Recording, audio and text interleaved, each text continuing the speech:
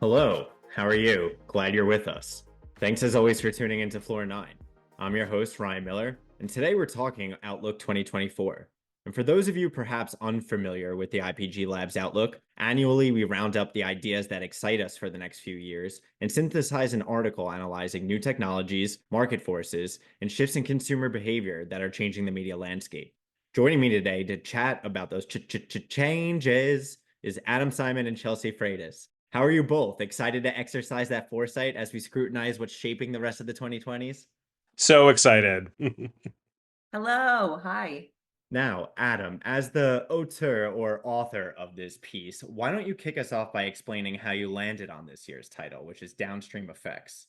We've been talking about and been in the late stage towards the end of the pandemic. And I think it's taken a while for a lot of cultural trends to really congeal. And I think we're now starting to clearly see what a post pandemic society looks like, the impacts that has had on our culture and our habits as consumers and in the media, in brands and marketing. And I think we're starting to very clearly see now what those downstream effects are going to be. I like to think about it as like what we're seeing right now that is starting to coalesce is what we're going to look back on as the culture of the 2020s when we look back to this period. The pandemic, even though it didn't start right at the top of 2020, obviously, it was pretty early on there. And I think that is a sort of dividing line. The pandemic was its own weird bubble of culture and behaviors that obviously will be much discussed and reported on in the history books. But we're now at a point where we can see what that 2020s culture might start to look like when we look back 10 years from now. That's interesting and exciting. And it's nice to have a return to the kinds of behaviors that we're used to forecasting instead of second guessing what is happening immediately next month because of the pandemic.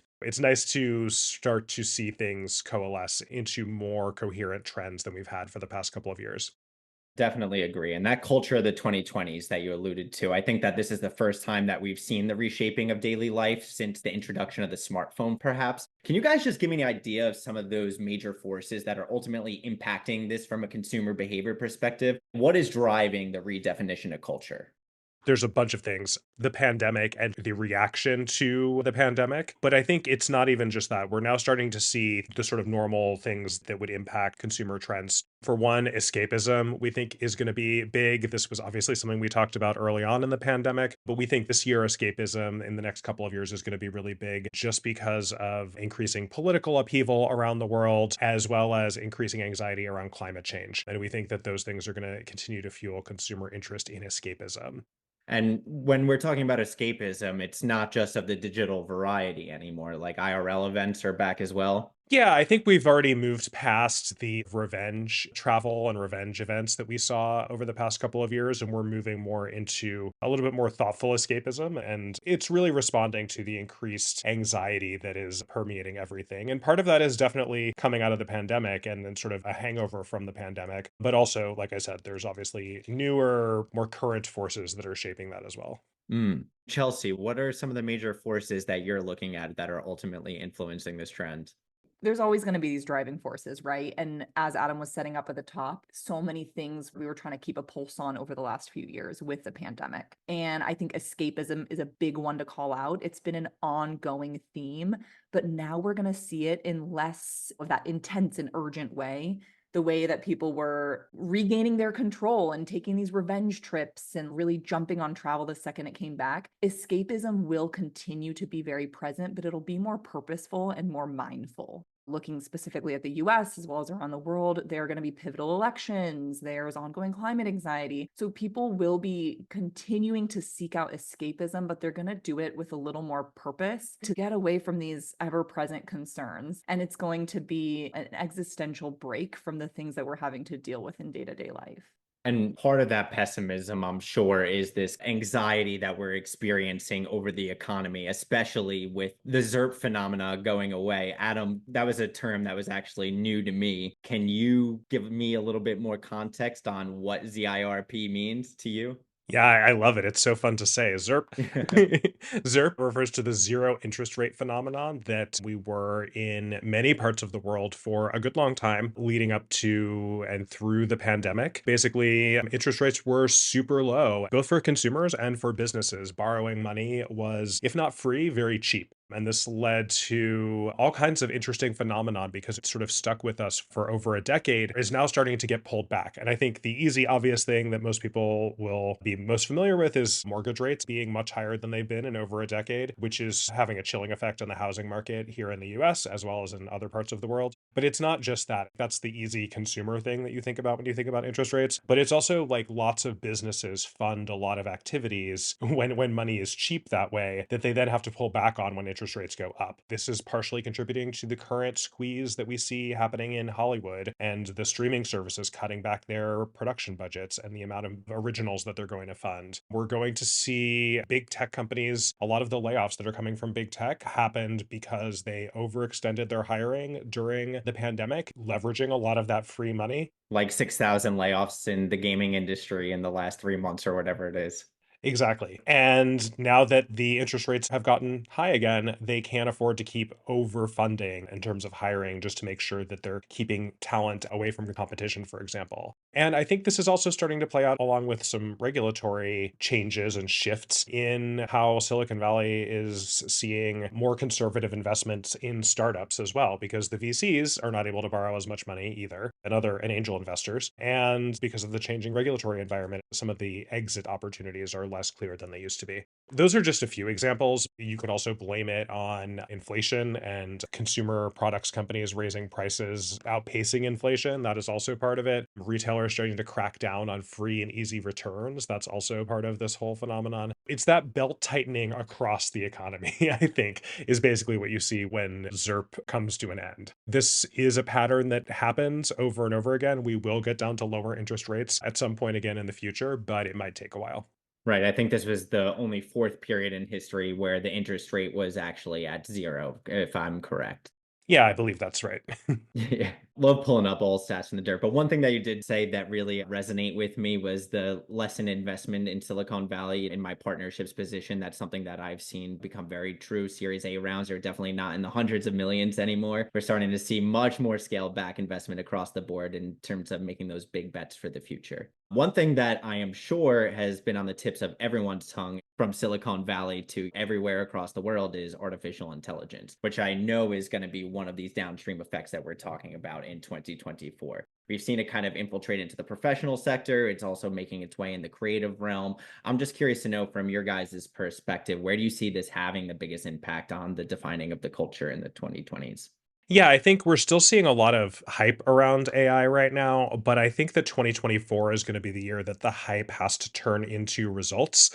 I think it's going to be a deployment year for AI. Just announcing that you're using AI, everybody's already seen past that trick, right?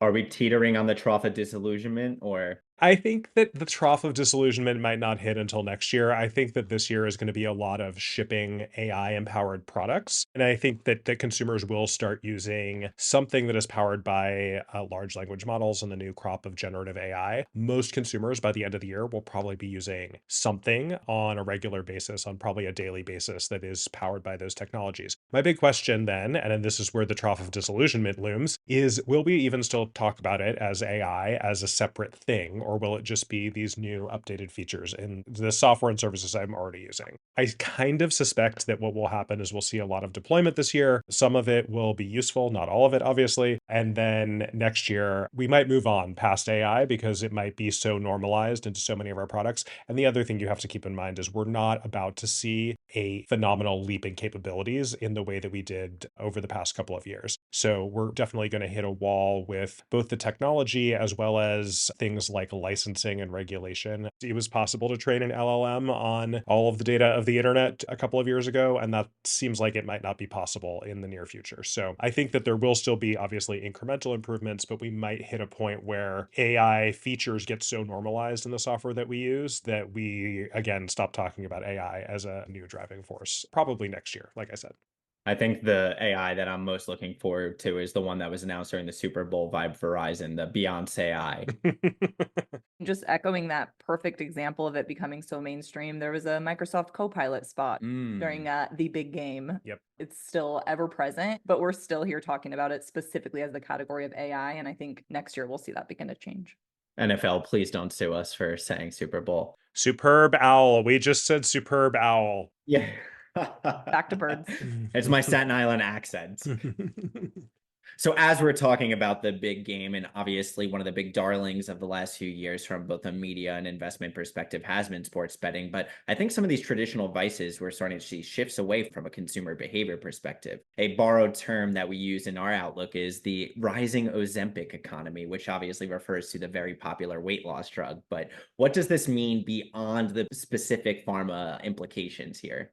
One of the things that we've been watching very closely and that I think is really fascinating is the downstream effects of a significant number of people starting to be on these new modern weight loss drugs. And we're using Ozempic as sort of a catch-all phrase. So good work there, Novo Nordisk claiming the generic term for the category. The more research we see on these drugs, the more obvious it is that they're not only reducing cravings for food, which we're already seeing show up in quarterly reports from companies like Walmart, who are reporting that their snack food sales are down and the revenue is remaining flat because of increased prices, but the actual unit sales are down. It's not only that, it's also has all of these other effects on cravings. We basically accidentally stumbled into a class of drugs that can curb any kind of compulsive behavior. We're also seeing very clear results for alcohol consumption. People who are on Ozempic and similar drugs are drinking far less. But the real interesting thing is there are some very early studies indicating that it curves even sort of non-consumptive compulsive behaviors, things like gambling addiction. And they're starting to investigate it also for things like social media addiction and overuse of smartphones.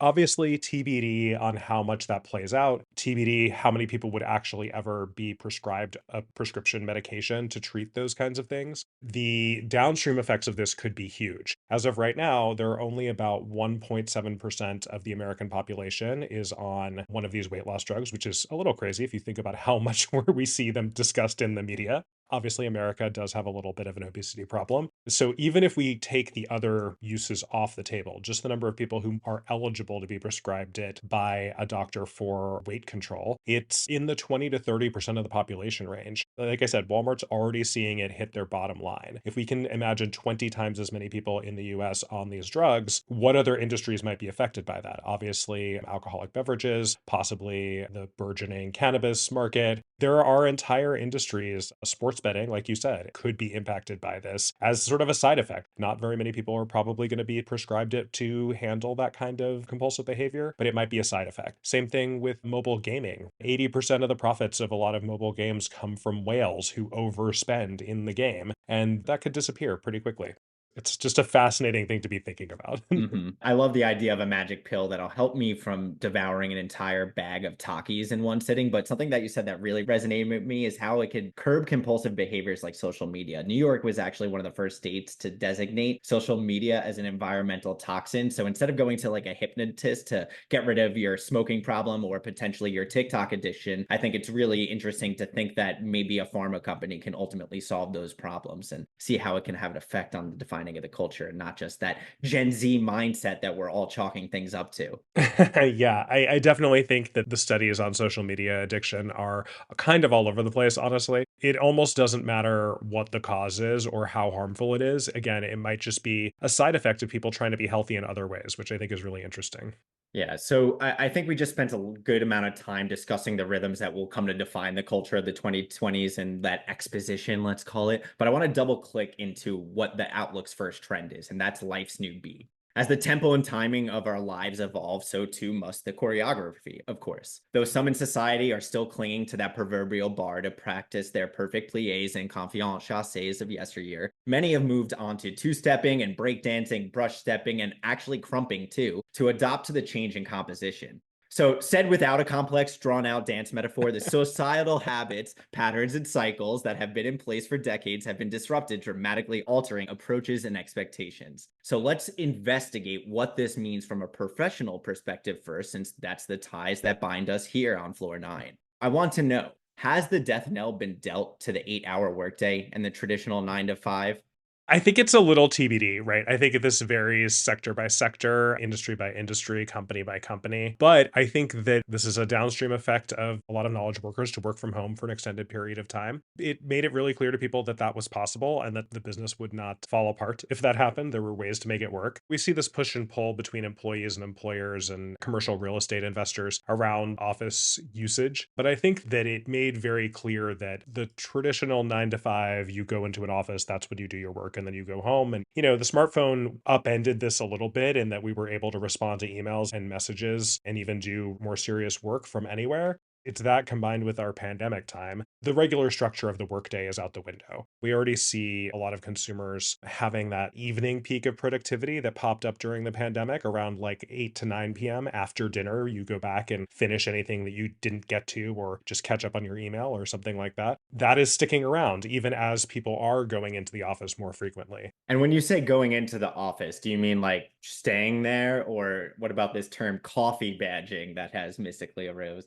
Yeah, there's also this idea of coffee badging, another term that we are lifting from one of the many journalistic sources that we consume, which is the idea of if your employer is requiring you to come in a certain number of days, maybe they have started tracking the number of times you swipe in on your security badge. Some people going into the office just to get coffee, chat with their coworkers for an hour or so, and then go home again. You'd have to be pretty draconian to actually enforce people being in an office 8 hours a day at this point. The very low unemployment rates, at least here in the US, are also contributing to that. Of like, most employers are savvy enough to realize that if they try to crack down too hard, they're just going to start losing valuable top talent. There is a little bit of push and pull there. And increasingly, there's also the influence of digital nomads and the ability to be able to work from a different location for a period of time. Shout out anywhere economy. Exactly. All of these things are kind of contributing to there just being a lot more flexibility and also unpredictability. And when we think about the media implications, for a long time, obviously prime time has been out the window, but so is commute time. Commute time could be happening at any time of the day, right? So basically, our media habits are very fractured in terms of what and when we are consuming that content at this point. And I think we need to move away from any kind of assumption about any individual because it's incredibly hard at this point to predict. And it might settle down again at some point into more regular patterns, but for the foreseeable future, it's going to be pretty unpredictable.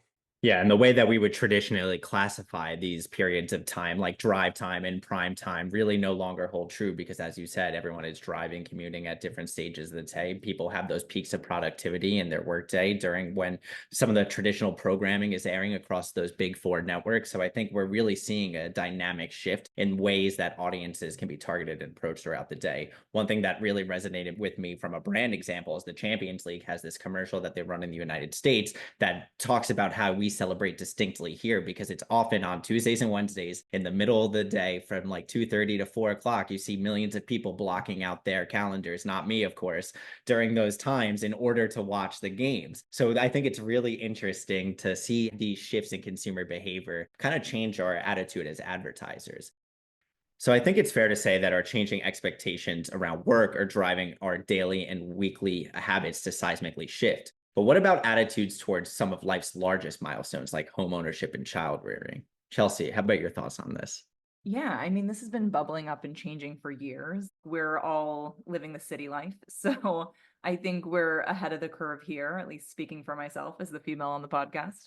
Life used to look a specific way, and that was the specific expectation, and that's what success looked like. And I think that's been challenged and that's been changed. A lot of it is due to the accessibility of being able to see people challenge those milestones and see people live life and find success in other ways. People are no longer defined specifically by their relationships or defined by that specific identity of their work behavior or their job. So I think we're seeing people be able to fully exercise the different elements of their life. But then there are those other key headwinds that we talked about at the top of this, like millennials straight up can't afford a house, or there's no inventory for the types of houses that need to fit our new lifestyles.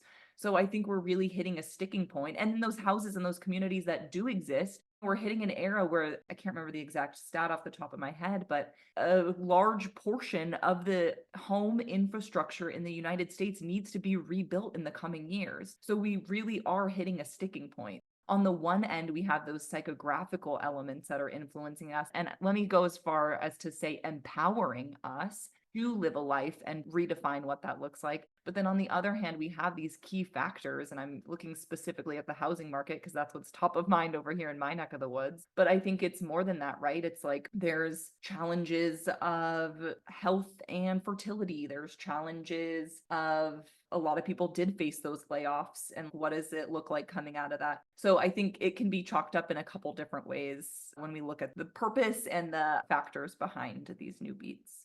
And you talk about this redefinition of expectations just kind to fit modern lifestyle. Would you say that's a response to last year's Vibe session, that people are trying to embrace the entropy, if you will? Yeah, I mean, social in many ways has become like, that's our modern water cooler. And I feel like the vibes, it's really easy to catch that pessimistic vibe sometimes.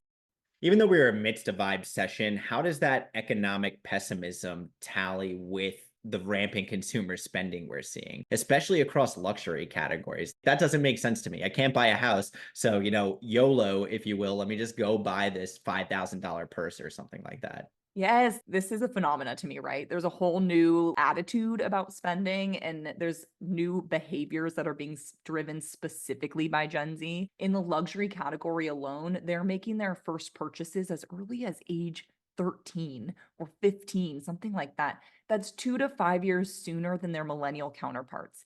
And that is due in large part because of the accessibility and their ability to fully participate and consume content in the luxury category long before they're actually at the pivotal point of purchase. Maybe it's time to start throwing in some housing content as soon as age 12 to these kiddos. But realistically, I think that is part of that YOLO mentality and mindset. It can feel looming and daunting being able to ever actually make those big milestone purchases. Maybe instead of the very traditional or previous milestone of buying that house, it's something that's like a little more of an adrenaline or dopamine hit, like a new handbag at your promotion. That Chanel or that Loewe or that Prada is in fact much cheaper than the down payment on the house. Yeah, so we're all tip tapping to life's new beat like Patrick Savion over here. But I'm curious, like, how do we ultimately break through to audiences tactfully in this new era of media consumption? How do we ultimately change the way that we approach audience in this new culture of the 2020s? Like, can AI help us be more selective or tactful in our approach when inserting brand messages? Do we still need that human component? What is ultimately going to allow us as marketers to thrive in this new environment, trying to reach people at all different kinds of hours and all different kinds of environments? I mean, that's a hot question. I'll go first and then Adam can chime in. Like, I think AI is going to be important and data is going to be super important to drill down into our audiences. But as brands, we have to remember we can't be everything to everyone, nor should we try to be. It's really important to hone in on who you are as a brand, what is your purpose, and then understand that audience, right? Like, I'm joking over here talking about reaching the Gen Z or the younger consumer. Understand their mindset, of course, to grow with them, but drill into who your audience actually is. Who are they now? And then who are those rising consumers, and understand their passions, their behaviors, and figure out how to reach them in a way that's important to them. That could be as simple as social listening to understand their cultural and their key trends and how to resonate meaningfully with them in those new beats and milestones. But I think AI can also have a key role in helping understand and serve up, right place, right time, right message in that context. Yeah, I think this is where we're going to see the most impactful use of AI in marketing in the coming year or two, is to improve our targeting and make it even more real time and based on an increased number of data driven cues, so that we're really customizing the targeting and also the message to find the right consumers at the right time. There's an interesting stat: 29% of consumers are open to brands tracking their emotions to deliver personalized experiences. Now, this is something that is very rare at this point, and we already have 29% of consumers who are open to this idea. So I do think I do think that consumers, there can almost sometimes there can be nothing more annoying than seeing a communication, whether it's from a brand or from a friend or family member, that hits you when you are not in the emotional state to receive it. If you are having a bad day and somebody's sending you, silly, cheery messages, that can be definitely worse than not hearing from them at all. And I think the same thing can be true for brands. So I think that increasingly our targeting is going to have to get more sophisticated, and AI will be an important component to help us understand and align with those consumer moods. For sure. When Daniel Powder is the soundtrack of your life or the mood ring is red on your finger, I think that's not the right time to necessarily tell me to, dive into this brand experience. So I think those will be great trackers for the future when we evolve our approach as marketers. But as the personal rhythms of life's new beat are changing, they're starting to reshape the world around us too, with public and semi-public spaces evolving to match our new habits and patterns, which will bring me on to our next trend, the remix city.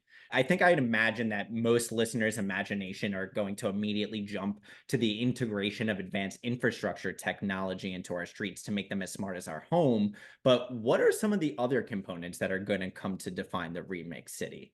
To your point, Ryan, I think a lot of this, and the part that we're interested in specifically right now, is flowing out of that life's new beat trend. Really rethinking the sort of urban planning and this idea of the 15-minute city. This desire we're seeing from across the board from consumers to have more walkable, mixed use environments.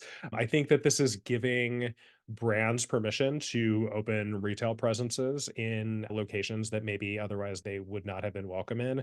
Obviously, this requires some adjustment at the city level, the urban planning level, to undo some of the zoning that has happened over the past 50 years. But we're increasingly seeing consumers who really want those sort of mixed use developments.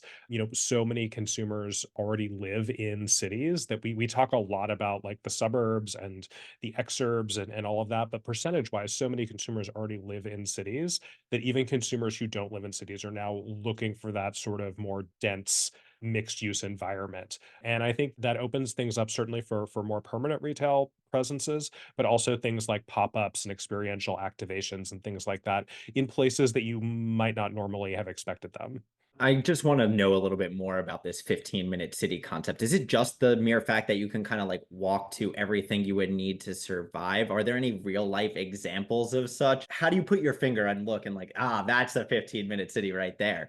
The 15-minute city is sort of a trend that's been very popular on social media over the past, I would say, year. But it's really about, yeah, making the mixed use walkable spaces. So that the idea being that you can walk from your home to where you work to all of the retail and services that you need to be within about a 15-minute walk of either your home or your work, and that those two things should also be relatively walkable. Obviously, a lot of more modern cities are not zoned this way, and that is kind of a problem. And certainly the suburbs are not zoned this way, and that is kind of the problem and kind of the thing we're seeing pushback against. It's like, we're starting to actually see the most innovation happen in smaller cities, which do tend to be more progressive in the sense that they have less bureaucracy, and they also have a need to attract digital nomads and people who are working remotely, even some of the time, because they are more affordable. The smaller cities do tend to do well with those folks. One awesome example we're seeing is in Cleveland, Ohio, which recently reimagined one of their downtown public squares to turn it into what they're calling an urban living room. So just creating lots more services at this transit hub that a lot of folks are passing through anyway, that obviously makes it an easy, obvious place to upgrade and experiment there. For sure. I would say Cleveland rocks once again. Drew Carey, we thank you. But Chelsea, are you in favor of urban living rooms and adult playgrounds? Are you into this lifestyle? I mean, they are calling this era the suburban revival, right? We saw so many people shift and move during the pandemic. And now that that behavior is settled and the dust is settled, it's like we need to serve people in all of these communities. I mean, I'm a city girl myself. I prefer to walk. I'm currently figuring out how to relearn how to drive a vehicle. So I'm definitely in favor of all things walkable. But I think we can see this as literally a dotted line from that first trend, right? It's like people are spending more time at home in their environments and they're looking for like that third space. They're craving like What does my new day look like? And where can I spend some of that time? And can I interject? Like, in terms of those third spaces, would you say like retail locations are actually emerging as those third spaces too? I think usually we think of like leisure places like parks, playgrounds, and the like, but do you think a retail environment could be one such place that these people are going to escape? For sure. We're seeing really like that retail era of experience and retailtainment having a moment yet again. This was definitely popular pre-pandemic era, and then of course everyone shifted to shopping online. But we are in that resurgence of retailtainment and people wanting to go back in store. Are they going in store to purchase? Probably not. It's different category to category, but I do think that physical space is key. People want to go in, they want to interact. Warby had an example or a quote in an article I read recently. And basically they use data on their sales and data on, their target audience to go into new cities. And they found out that when they open a shop in one of those new cities, their online sales actually triple in that location. Don't quote me exactly, but I'm seeing some head nods, so I think I got it right, which is fascinating, right? Like people see that physical structure, they're able to go in and try on. And so it's really creating a new presence and affirming that brand in a new space in a new city. So I think we're seeing, changes in both, familiar retail categories, but also that D2C playbook looks new as well. It's important to note that also retailers, especially the more innovative retailers, are really moving towards mixed use within the retail footprint itself. Warby Parker obviously also has optometrists on site, right? But we're also seeing the addition of things like beauty bars and obviously things like online order, pickup, and return. Retail stores are becoming multi-use in and of themselves. It's not just a place to go pick something off a rack and check out and take it home. There's other services being bundled into those stores also, which I think is key and kind of important to this particular trend as well. Shout out life cycle loyalty, one of last year's trends, which I think is so important, right? To get people in store to interact. As Adam said, the beauty bar. We also see it from an upcycling and sustainability perspective. A lot of stores are opening a station inside to help repair or upcycle clothing. I think that's another key one to keep in mind. And then from a tech perspective, right? Like that there's new shoppability integrated in store. So maybe it's a logistics play, like actually less inventory in store, or maybe it's an AR play to be able to swipe through different things and try on multiple things without actually trying them on. And then there's, Amazon's always experimenting with different Amazon Go models as well. One thing that I think is super interesting when we're talking about these like mixed retail environments, like if a bank could become a coffee shop, why can't my shoe store also be a bar one day? I think those are really interesting ways that stores are kind of pivoting their model to fulfill multiple purposes. But within this, new remix city, I'm interested to hear from you guys. How does mobility play into this conversation? Is it the introduction of, smaller form factors that are more, eco-friendly within city environments? Is it autonomous vehicles making their way out to the burbs after, developing highway capabilities? What do you guys see as the most pivotal mobility trends that are shaping the Remix City? Yeah, I think it's important to think about mobility holistically because we're at this sort of tipping point where a lot of city planners are thinking about how to better optimize their urban spaces and suburban planners as well, not just big cities. Mobility is also top of mind for them. And I think that there's three things really that I can think of that are either they're all already happening, but they're about to, over the next decade, become huge. And obviously, as a city planner, you need to be thinking at least a decade out. At least I hope you are.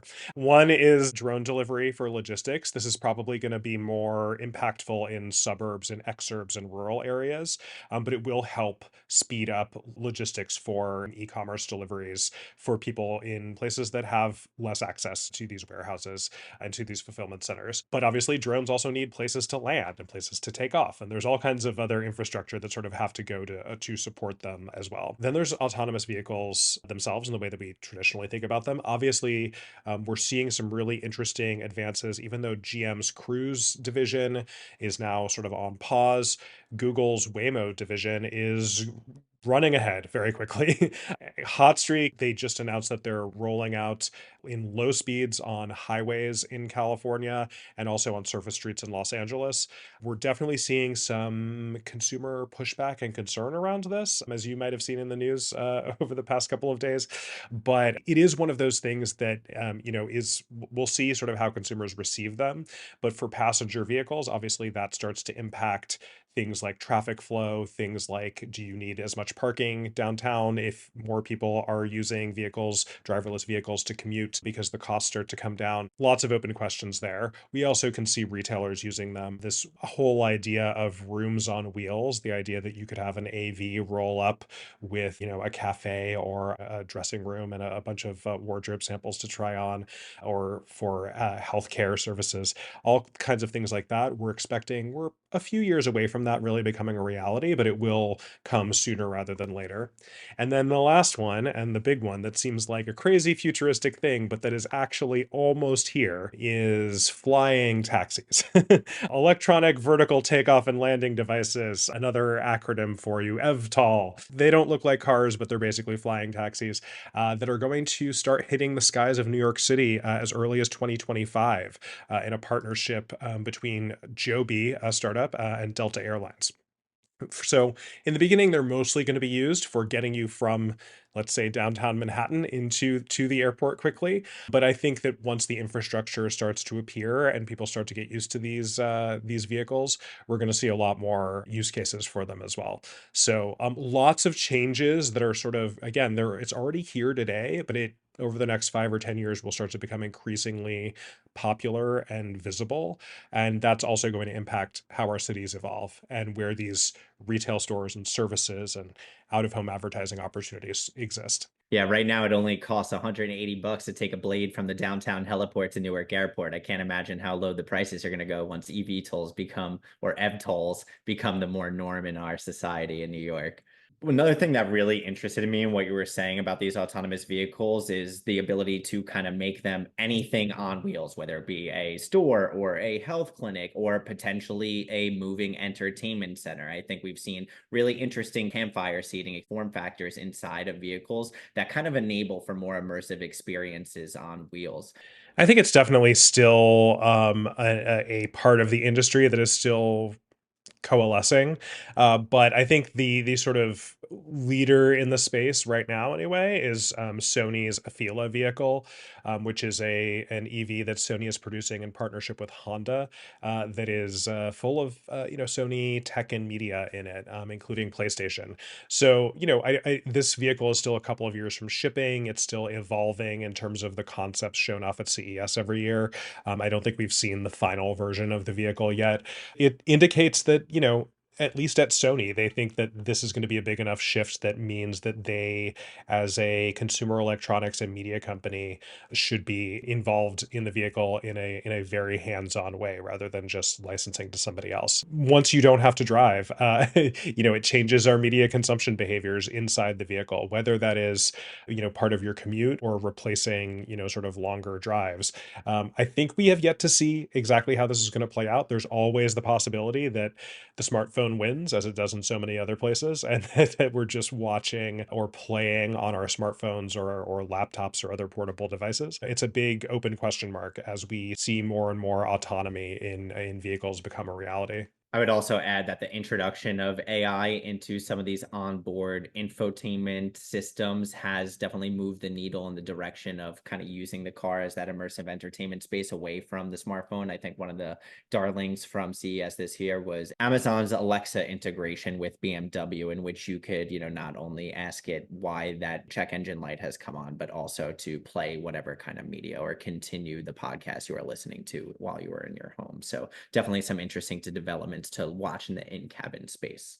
Now, our last two trends talked about the nuance of our own experiences and social and physical responses to these evolutions. And now in this era of hyper-personalization, we've been dancing to the beat of our drums for so long that I think we've come to yearn for unifying cultural events.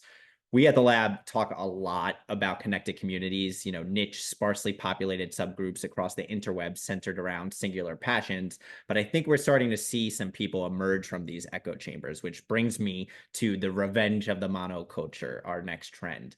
Now, Adam and Chelsea, as people distinctly cooler than I am, do either of you have a good example of how, or one of these unifying cultural events? I think I'm still living in that echo chamber.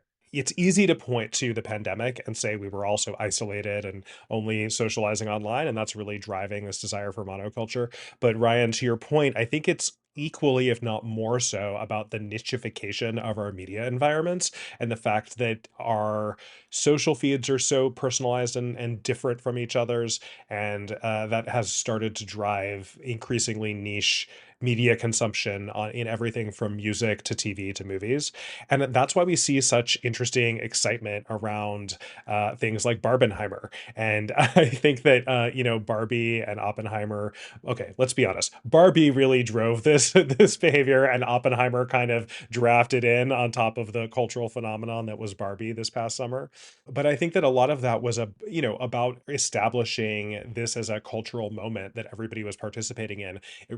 They successfully established Barbie as a reckoning for the summer, that if you were not there on opening weekend, you were missing out on the thing that everybody was talking about. And then Oppenheimer, again, sort of the add-on if you want to be a completionist.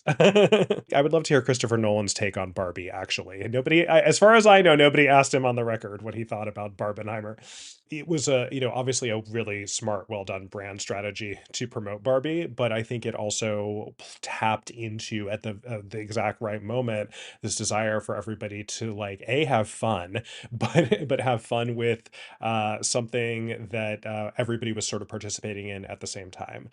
We see this, award show numbers are up, live sports numbers are up. People are looking for those moments of connection where they can feel like part of something with everybody else, or not everybody, but a lot of other people. And obviously, none of these things is reaching literally everybody, but they are very big mainstream monoculture drivers, like we used to have literally every night during prime time. And now that that has gone away, people are looking for that elsewhere. Yeah, TiVo was the initial demise of the primetime culture, and now here we are all tuning in at different hours of the day. But while Barbenheimer was definitely one of the big double feature this summer, can we just put some spec on Saw Patrol before we move on to Chelsea's example? Saw Patrol coming this Thanksgiving moaned when Moana 2 and Wicked both come out on the same day.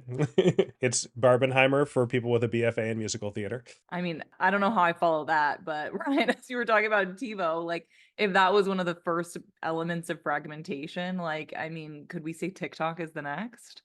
I mean, I'm gonna go out on a stretch here, but it's like we're in this the era of these stories, right? I can't even say storification, that's giving it too much credit. But we've seen so many changes in social over, the last couple of years where it really is a negative place. And we talked about escapism at the top of this conversation. Something that Adam said, he just said fun. Like, I think people are craving going deep in things that bring them joy. And that's a huge element of this, to just zoom out for a second and be like, yes, Eras Tour. Yes, outfits, bracelet, consuming the content around it. And if you couldn't shell out for the live show, then watching the movie. I think there's a lot of different ways to participate, but still feeling like you're part of that big monoculture moment in time. And so that was fun to see the diversification of these events come to life and see how people were able to participate on their own terms, but still going deep in something, not just consuming a little clip or a little story, but actually participating in a way that felt true to them and doing it with just sheer joy. Even consuming that Everest tour at home isn't exactly the same as being in stadium. We always talk about time shifted togetherness as a way of bringing people together. And I think that this revenge of the monoculture is a direct response to the loneliness epidemic that we talk about. 24% of people over 15 years old actually say that they are lonely. So I think that these unifying cultural events are kind of bringing us back to that kitchen table, if you will, to kind of intermingle with one another, whether it be in virtual or real life environments. As we're talking about the Revenge of the Monoculture, something that I do want to call out is this concept of zero marginal creation. Now, zero marginal distribution, I'm familiar with that from the early days of the internet, but can you enlighten our listeners as to how this has been ratcheted up a notch in 2024? Yeah, it's definitely this is another downstream effect of generative AI that is it's starting to appear, but this is definitely going to be a media hot topic for the next 5 years, is just how prolific AI is in generating media. And this is going to very quickly start to fill our social feeds, especially in on platforms like TikTok that are already sort of selecting from the best content across the network to show you at any given moment. They're increasingly going to start just creating content for us, which is just going to amplify this nichification, because it's very possible that we will at some point in the next few years have a social feed that is entirely customized to us just to keep us entertained, and individually. And I think that that obviously is good for the platform's engagement, but bad for our collective culture. Right. It's like if a TikTok only happens in your feed, does it make a sound? Exactly, exactly. And obviously there'll be some sharing of the stuff that you think is the best. And if you're really excited about something, you're still going to want to share it with your friends. But it's going to just amplify this nichification of media even more than it already is. So is this like tension between monoculture and AI? Like how is that defining our media consumption, in the 2020s and onwards? Is monoculture the salvation from all this synthetic media that is ultimately going to consume our feeds in the near future? I mean, I think so. Or the social platforms will create IRL connections or drive to that like live or in-person connection. I think, human question mark, is it human or AI? We do not know. We can talk about like the companionship that AI brings and if that will, take place in a social setting or social environment. TBD, I do think this next era, we hit on zero marginal creation. I think participation from a social perspective is key. And that is a key element of monoculture too, right? Like AI is making it easier than ever for people to experiment and create. And I think that response to bigger monoculture moments is exciting. And we can debate all day about high value versus low value and like what that output is actually going to look like. I don't know. But I do think we'll see the next era of people be more, excited and willing to experiment in social spaces. Yeah, I want to see Ryan's hot take on Vanderpump. Yeah, don't judge me because I'm a Bravo head. So we've kind of danced around the fourth trend in our discussion of the third one, which is the expanding experience economy. We talked about, Taylor Swift and Beyonce making their tours available digitally in some capacity. I think that's a really interesting concept because the experience economy exceeded $110 billion globally in 2023, 50 billion of that being sent in the US. But as prices continue to soar, to enjoy some of these big monoculture moments live and in person, there has been more interesting developments lower down the stack. I'm curious to know, how is this manifesting itself in the home and then beyond that as well. But let's start with like 8K TVs and all that fun stuff. The interesting thing that's happening here is when we talk about the experience economy, we tend to think of those out of home activities, particularly concerts, live shows. I think you could include obviously things like theme parks and museums in there. Also, I think live theater, live music, live opera, all of those fine arts as well. That part of the experience economy has been increasingly moving up market in across the board, down to and including movies, which I think are kind of on the cusp there. At the same time, at home, we are about to see sort of the first big shift in our home viewing and consumption experience that we've seen in a long time, and that is with projected increased adoption of things like headsets. So Apple just shipped their Vision Pro headset, which is a very high-end device. It is going to be a high-end, more niche consumer device for the foreseeable future. But one of and there are a lot of open questions about spatial computing and what these devices will play, what role these devices will play in the future as they become more accessible to more mainstream consumers. Obviously, we know VR headsets have been around for a long time, primarily used as gaming devices. Meta has been trying to break out of that. Apple seems to have created a more general purpose computing device. We'll have to wait and see how that is received by consumers. But in the short term, one place that we know that it is phenomenally successful is in the entertainment space. And it's also the place that you wanted to buy a high end television, it's also in the same price range as that. So, obviously, not something you're going to buy to watch the big game with your friends because it is a solitary experience. But for a solitary viewing experience, it is better than the 4K TVs that everybody has in their living room. And I've been saying this for years. I do think that most people's experience of 8K content is going to happen on a headset rather than on a large television. So 8K has been slow in getting here, but I think that the immersion that you get with a headset is the best use case for an even higher resolution piece of content. So if we think about going to see Taylor Swift in person as being the high end, and the lower end of the market getting upgraded from watching on your 4K TV to watching in your headset. Yeah, I do think that the interesting development, the most exciting thing is actually this middle class of the experience economy that we're seeing start to pop up, which is hybrid. It's technology enabled live experiences that give you a lot of the social benefit of going to a sports game or a live concert, but maybe the actual content itself is still digital. And I think that primary example we have there is what's happening in Las Vegas with the Sphere. But there's a whole range of other companies taking stabs at this kind of hybrid entertainment. Everything from ABBA Voyage, which is now going to be sort of commercialized into a touring event with the band Kiss, to Cosm, which is a company that we're really interested in that is basically building Sphere-like in theaters that will live stream sporting events. So you can have a great seat for a fraction of the cost and still also get the experience of being in the stands with a lot of other fans. So lots of interesting stuff happening there. Yeah, and I want to go back to that Sphere example because we all had the opportunity to go inside when we were in Vegas for CES. Chelsea, I wanted to get your impressions on being there. Do you think that this is kind of the future of the middle class of experiences? Did it wow you enough to maybe forego that real life show? It definitely wowed me that the Sphere is absolutely massive. And there was a couple key standout things that I actually wasn't aware of going into the space. There's a lot of different like elements to even interact with in the lobby, but then once you get to your seat, not only is it this entire dome of a screen around you, they also have, what was the scent thing called? I don't know, smell-o-vision, some kind of hybrid Wonka vision future.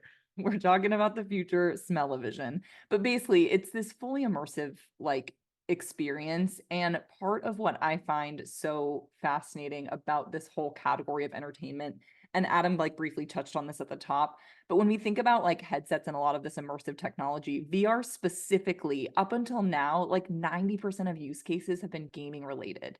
So zooming out for a second and talking about just this general development of more immersive opportunities in technology and entertainment, we're about to see like such more mainstream adoption. And even look at the types of, events that they're focusing on and content that they're focusing on, the Aronofsky documentary, like nature, like all of this like wonders of the world that can really entertain and engage so many different types of demographics.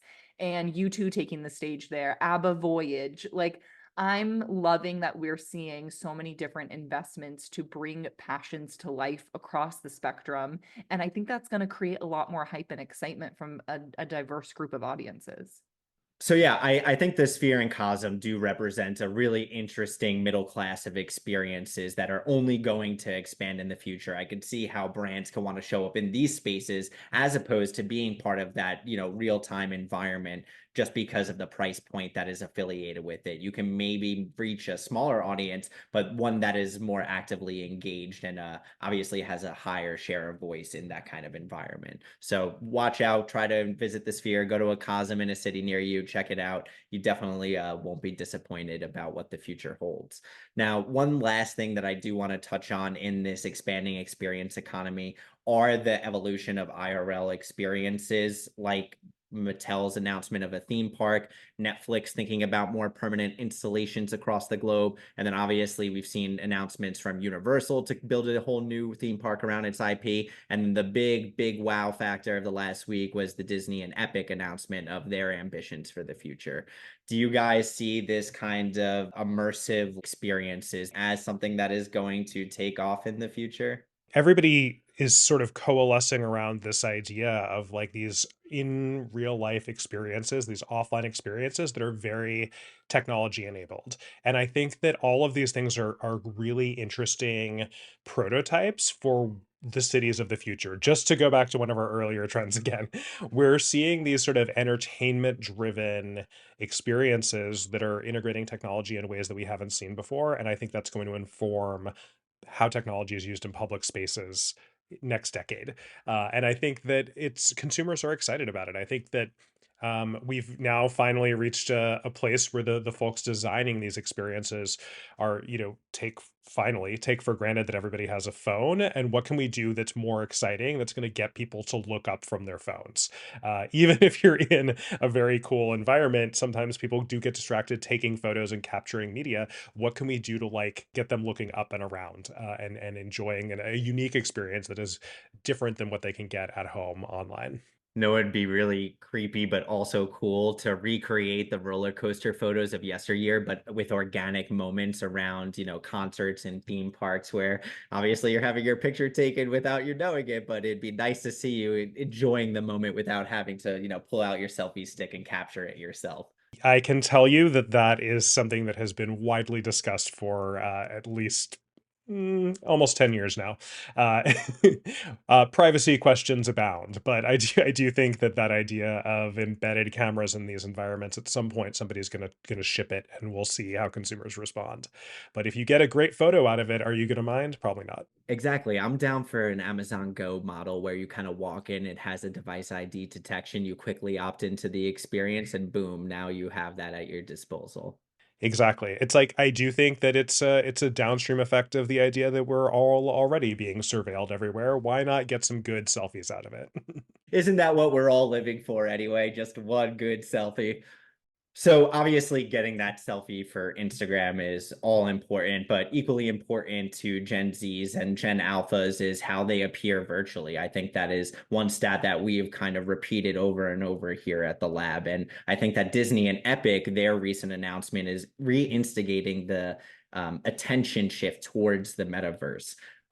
Right now, I think that the middle class of experiences is kind of limited to some of those IRL spaces like Cosm, like Sphere. But I think virtual destinations like this new venture between, those two behemoths, Disney and Epic, are going to bring people to these online destinations to engage in communal experiences, ones that are, unifying of the monoculture, ones that ultimately have experiences that ladder back to the Remixed City, as well as, what they're doing at their desk. So as we're marching to life's new beat, I think that these are all different trends and downstream effects we have to heed as we look forward to defining the culture of the 2020s. As ever, thank you, Adam and Chelsea, for being here today. And thank you for listening into Floor 9's extended Outlook 2024 episode. If you're interested in reading Adam's Outlook 2024 article, you can find the link in the show notes. And of course, you can find us on Twitter at IPG Lab and on Medium at IPG Media Lab. Until next time, bye-bye.